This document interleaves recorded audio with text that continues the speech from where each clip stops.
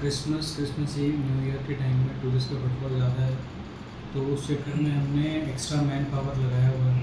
IRB की हमने 10 platoon extra लिए हैं, जो कि अलग अलग जगह पर जहाँ भीड़ होने की संभावना है वहाँ हमने उनको डिप्लॉय किया है।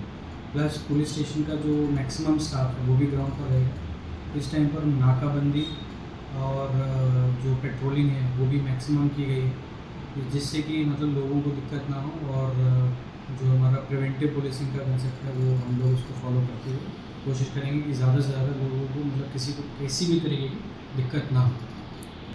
सेंसिटिव एरिया जैसे कि हमारे जो भीड़ वाले इलाके हैं, जो टूरिस्ट फुटफॉल जो ज़्यादा जहाँ होता है, फिर मार्केट एरियाज़ हैं, जो मेजर ट्रैफिक सिग्नल्स हैं, ऐसी जगहों पर अपने जो ट्रांसपोर्ट टर्मिनल्स जो हैं, रेलवे स्टेशन, बस स्टैंड्स, इधर हम लोगों का प्रेजेंस ज़्यादा रहेगा। तुम्ही पळतात GNH।